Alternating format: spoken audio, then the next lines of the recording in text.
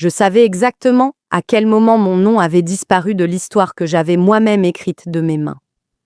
2 années de stratégie, de conception et de nuits blanches, et lors de la cérémonie annuelle de l'entreprise, c'est Daniel Brooks qu'on appela à ma place. Il monta sur scène avec mon projet dans sa poche, m'adressant un sourire comme si j'étais déjà effacée. Ce soir-là, je cessais d'être visible. Ce soir-là, je décidai de le laisser bâtir sa réputation sur les failles que j'avais moi-même creusées. Avant de poursuivre mon récit, dites-moi, d'où regardez-vous cette vidéo? Mettez un « j'aime » et abonnez-vous si, vous aussi, on vous a déjà volé le mérite de votre travail. Croyez-moi, vous allez vouloir savoir comment tout cela se termine. Je suis entrée dans le gala de remise des prix avec un mélange étrange d'épuisement et de fierté. Pendant 2 ans, j'avais vécu à l'intérieur de ce projet, nuits blanches passées à dessiner des stratégies, réunions sans fin pour convaincre les décideurs, week-ends entiers à résoudre des problèmes dont mon patron n'avait même pas conscience. C'était le genre de projet qui forge ou brise une réputation, et je l'avais porté de la maquette à la réalité. Depuis des mois, mon nom circulait comme favori. Au bureau, on le murmurait comme une évidence, une certitude qui vous fait presque croire que la reconnaissance est inévitable. Quand le présentateur s'approcha du micro et ouvrit l'enveloppe, j'étais prêt à l'entendre. Mais ce fut Daniel Brooks qu'on appela.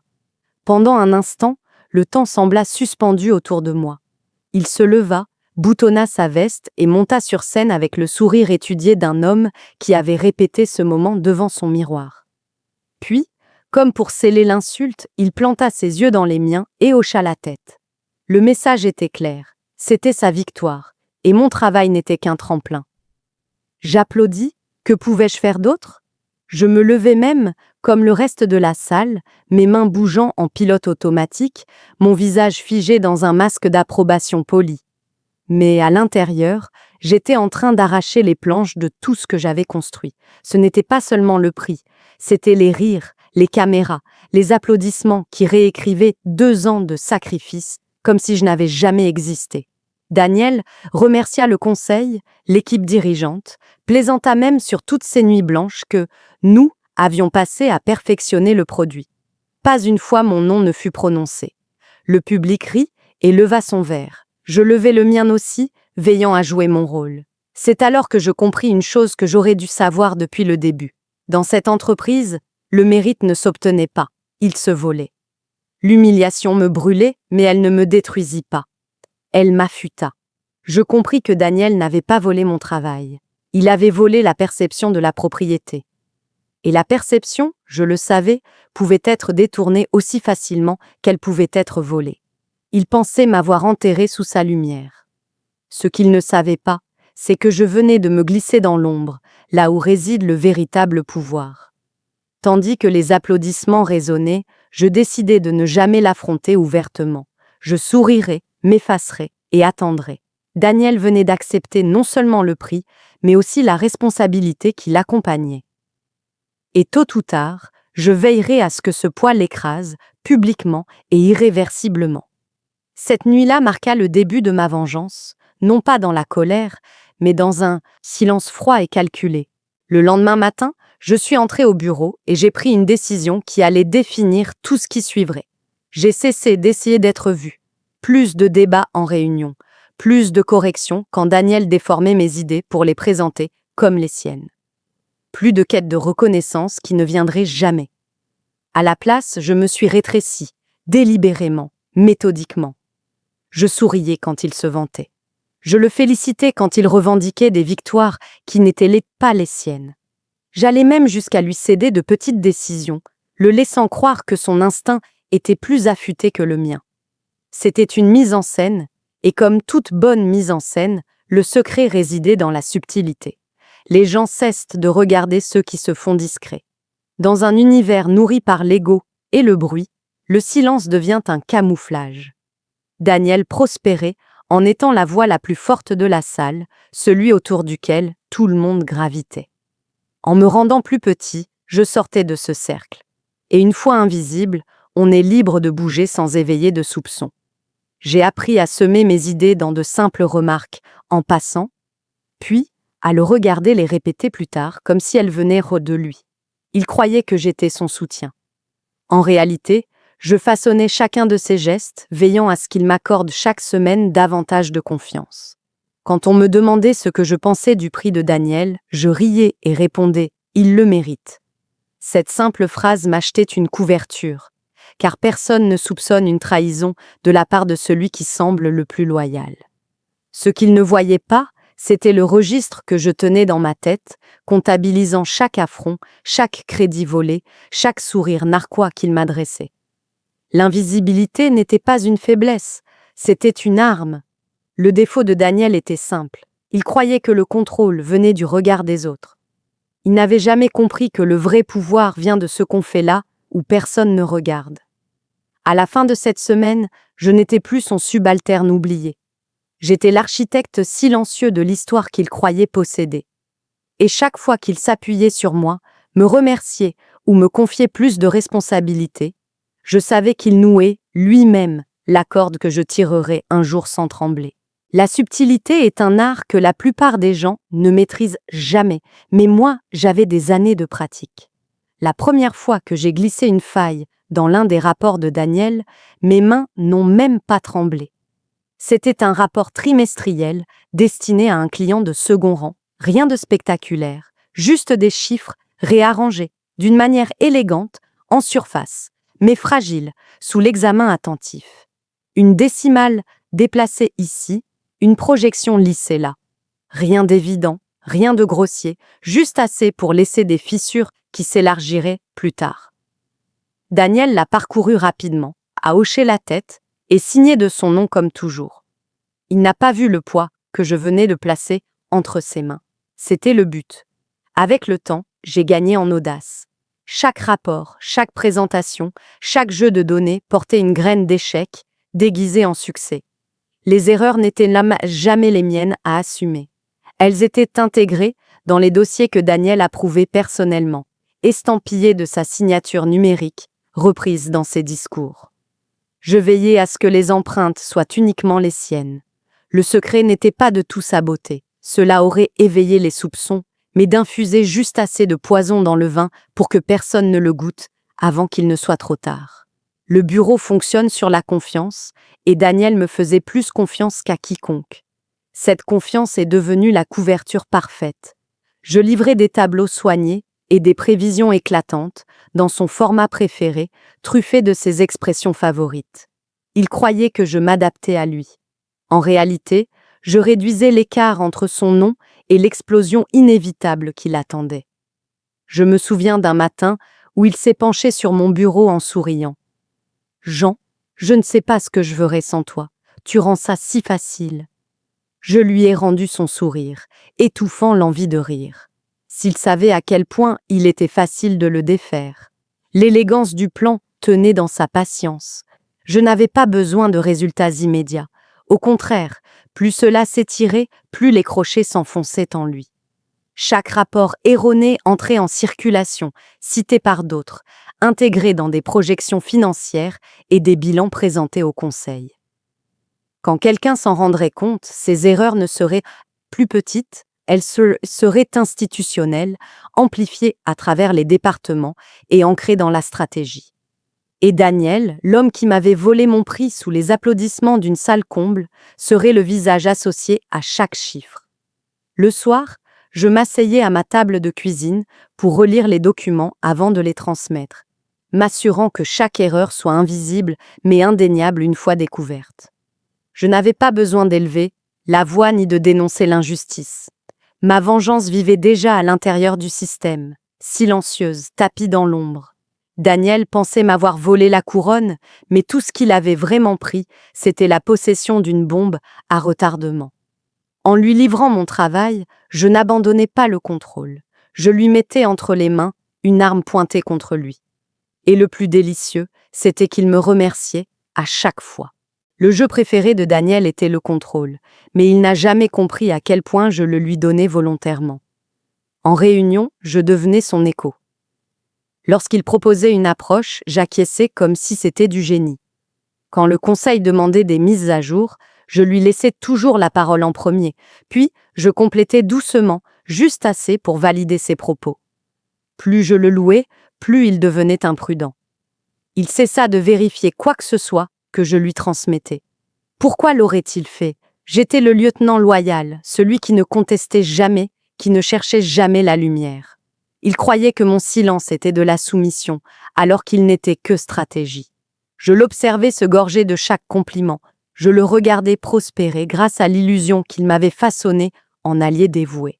Il s'appuyait tellement sur moi que les autres en plaisantaient, disant que nous étions inséparables. Ce qu'il ne voyait même pas, c'était que je construisais méthodiquement cette dépendance brique par brique. Chaque rapport impeccable que je lui confiais, chaque question que je renvoyais vers son expertise, resserrait la laisse. Il pensait qu'elle m'entravait. En réalité, elle enserrait son cou. Son ego était devenu le parfait bandeau, et c'était moi qui faisais le nœud. Dans la politique de bureau, la visibilité est une arme, mais l'invisibilité est une liberté. Il restait sous les projecteurs, avide de reconnaissance, tandis que je vivais dans l'ombre, façonnant tranquillement le récit. Quand il réalisa à quel point il avait besoin de moi, il était déjà trop tard. La confiance, une fois donnée aveuglément, devient dépendance. Et Daniel Brooks, l'homme qui croyait m'avoir volé mon moment pour toujours, s'accrochait désormais à moi si fort qu'il ne voyait pas le piège se refermer. Je n'avais pas besoin de l'affronter. Il me suffisait de continuer à gagner sa confiance, jusqu'à ce que cette confiance se transforme en la plus tranchante des trahisons. Le temps devint mon plus grand allié. Les semaines se transformèrent en mois, et à chaque cycle qui passait, Daniel s'enfonçait davantage dans l'illusion que j'avais soigneusement bâtie pour lui. Chaque rapport faussé que je lui remettais s'intégrait parfaitement à son portefeuille, cité dans ses présentations, tissé dans les documents de planification, utilisé comme fondation pour des stratégies encore plus ambitieuses. Les fissures étaient invisibles au début, de simples lignes discrètes dans le béton, mais je savais ce qui se produirait une fois le poids exercé. Elles s'élargiraient jusqu'à provoquer l'effondrement de toute la structure. Je tenais des notes méticuleuses, non pas pour me protéger, mais pour savourer l'inévitabilité. J'enregistrais chaque chiffre déplacé, chaque projection tordue, chaque formule insérée qui, un jour, résonnerait comme une accusation quand elle serait répétée contre lui. Daniel faisait tellement confiance à ces mots qu'il les revendiquait comme siens, les présentant devant des gens qui n'hésiteraient pas à l'abattre au premier soupçon d'incompétence. C'était là toute la beauté du piège. Il n'avait pas besoin que je pousse, il avait seulement besoin de temps.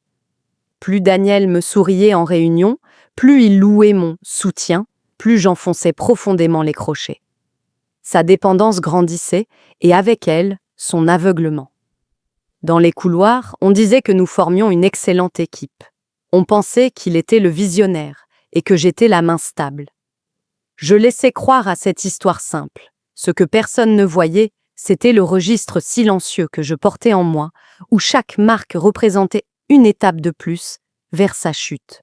Quand le conseil exigerait des explications sur ces chiffres, ces fissures discrètes ne seraient de plus invisibles, elles seraient béantes, et Daniel Brooks n'aurait personne d'autre à blâmer que lui-même.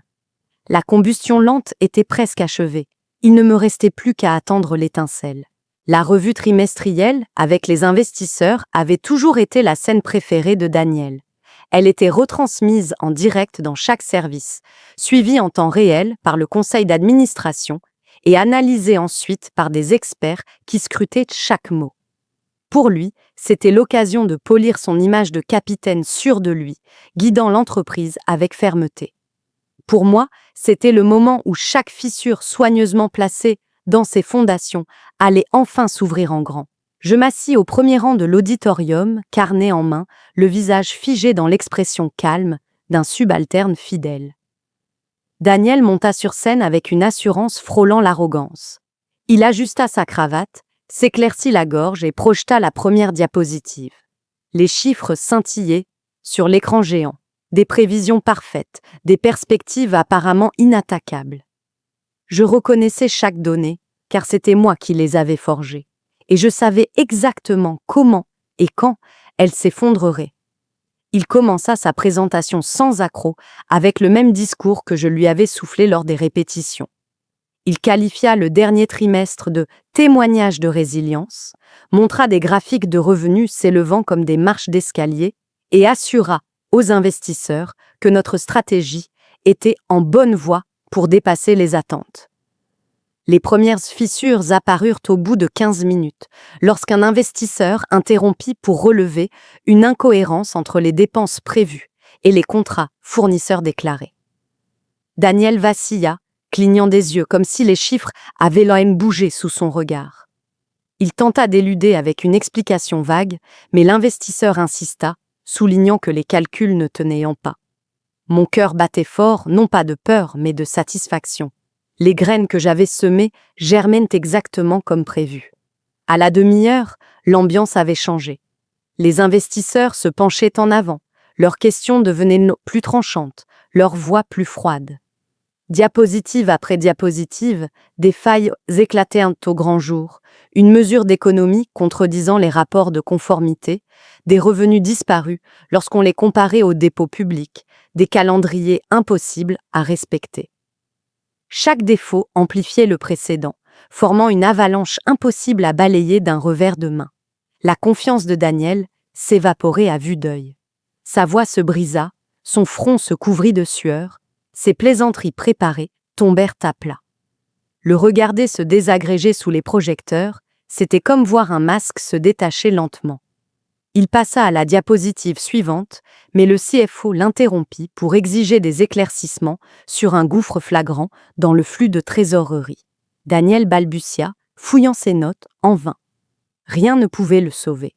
Chaque chiffre était un piège maquillé en vérité, et il y avait plongé tête baissée, avec sa signature et son sourire. Les administrateurs, leurs visages projetés en direct depuis leurs écrans, affichaient une gravité glaciale. Les investisseurs n'interrogeaient plus par curiosité, ils l'attaquaient, leur voix montant à chaque contradiction. L'air de l'auditorium s'épaississait, chaque regard braqué sur lui. Et moi ? Je gardais les yeux fixés sur lui, hochant la tête comme pour l'encourager, incarnant la loyauté parfaite. L'ironie avait un goût presque sucré. À la fin de l'heure, Daniel avait retiré sa veste, desserré sa cravate, et ses réponses n'étaient plus que chaos. Il tenta de rejeter la faute sur des juniors, invoqua des problèmes de communication, mais les investisseurs ne furent pas dupes. Ils lui rappelèrent que c'était ses rapports, ses validations, sa voix derrière chaque affirmation. Et ils avaient bonne raison. Chaque diapositive portait son empreinte, chaque mot était le sien. La séance vira à l'affrontement, les questions se chevauchant, les accusations s'accumulant dans l'air lourd. Moi, je restais silencieux, mon stylo suspendu au-dessus du carnet, enregistrant sa chute comme un témoin à la barre. Quand la retransmission s'acheva, le silence dans la salle fut presque plus violent que le tumulte. Daniel resta figé au pupitre, fixant l'écran comme pour le forcer à changer. Mais c'était fini. Sa crédibilité venait d'imploser en direct devant toute l'entreprise, le conseil et chaque investisseur qui comptait. Je refermai calmement mon carnet, me levai sans un bruit et quittai la salle sans me retourner. Le piège s'était refermé, l'effondrement était total. Daniel Brooks avait bâti son empire sur le travail qu'il m'avait volé, et en 1 heure publique, j'avais fait en sorte que le monde entier le voie s'écrouler. Daniel Brooks disparut de l'entreprise aussi vite qu'il y était monté. Le communiqué officiel parla d'une démission volontaire, invoquant des raisons personnelles, mais personne n'y crut. La retransmission avait été trop publique, les erreurs trop flagrantes. Il n'était pas parti par choix, il était parti parce qu'il n'avait aucune autre issue. Dans les couloirs, les conversations devinrent prudentes. On évitait de prononcer son nom, comme si le dire à voix haute risquait de vous éclabousser par association. Ce que tout le monde retenait, ce n'était pas seulement les erreurs sur ses diapositives, mais la manière dont il s'était effondré devant un public qui attendait de la confiance et n'avait trouvé que du chaos. En quelques jours, le conseil réorganisa les responsabilités. On me demanda de reprendre ces projets en insistant lourdement sur le mot « intérim », une précaution qui ne trompa personne. La vérité, c'est que j'avais dirigé ces projets depuis le début. Daniel n'en avait été que la façade. À présent qu'il avait disparu, mon nom remplaça silencieusement le sien sur les documents, les rapports et les présentations. Lorsque le mur des distinctions du hall fut mis à jour, le prix qui portait jadis son nom afficha le mien. Ce n'était pas un triomphe que je ressentis, mais une clarté. Daniel n'avait pas été vaincu par moi. Il avait été vaincu par lui-même. La vengeance ne rugit pas toujours. Parfois, elle attend, silencieuse et patiente, jusqu'à ce que l'arrogance s'effondre sous son propre poids. Daniel croyait qu'en volant ma reconnaissance, il devenait intouchable. Ce qu'il n'a jamais compris, c'est que le pouvoir ne réside pas dans la lumière des projecteurs, mais dans l'ombre où l'on façonne ce qui s'y joue. Je ne l'ai pas combattu, je ne l'ai pas exposé, j'ai simplement redirigé l'histoire pour que la chute soit uniquement la sienne. Au final, il s'est effacé de l'histoire de l'entreprise, tandis que mon nom remplaçait le sien. La justice n'a pas été bruyante. Elle a été précise, invisible et définitive. C'est ainsi que l'on réécrit véritablement l'histoire. Ils pensaient que je me briserais lorsque mon nom fut volé sous les projecteurs, mais ce qu'ils n'avaient pas compris est ceci. L'humiliation ne met pas fin à une histoire. Elle en déclenche une nouvelle. Au moment où les applaudissements ont étouffé ma contribution, j'ai choisi le silence, non comme une reddition, mais comme l'arme la plus affûtée que je pouvais porter. En y repensant, la leçon est simple, mais trop souvent oubliée dans les entreprises. On n'a pas toujours besoin de crier pour être entendu, ni de se battre pour gagner. Mon patron croyait que la reconnaissance était le prix ultime, mais une reconnaissance sans substance n'est rien de plus qu'une couronne empruntée. En me retirant et en le laissant s'attribuer le mérite, je l'ai aussi laissé assumer la responsabilité de chaque faille que j'avais semée. Le moment venu, il s'est effondré sous le poids de son propre ego. Je n'ai pas crié, je n'ai pas saboté d'une manière qui nuise à l'entreprise ou à mes collègues. J'ai simplement redirigé l'histoire pour que la vérité se révèle d'elle-même, en temps voulu. Dans la vie réelle, cela signifie choisir la patience plutôt que la réaction. Nous savons tous ce que c'est que d'être ignoré, sous-estimé ou dévalorisé au travail. L'instinct est de réclamer justice immédiatement, mais parfois, le choix le plus sage est de se préparer en silence, de construire son levier et de laisser l'arrogance se défaire toute seule. La vengeance n'a pas besoin d'être explosive, elle peut être subtile, juste et précise. Et lorsqu'elle excelle et bien menée, elle ne se contente pas de faire tomber quelqu'un, elle rétablit l'équilibre. La morale finale est claire, le véritable pouvoir réside dans la maîtrise de soi, non dans le vacarme. Parfois, la justice la plus dévastatrice n'est pas de détruire quelqu'un, mais de le laisser se détruire lui-même. Comment commencer dès aujourd'hui? Tenez des notes détaillées de votre travail et de vos contributions. Apprenez à reconnaître quand le silence est plus puissant que la confrontation. Concentrez-vous sur la construction de votre levier à travers vos compétences, votre fiabilité et votre préparation.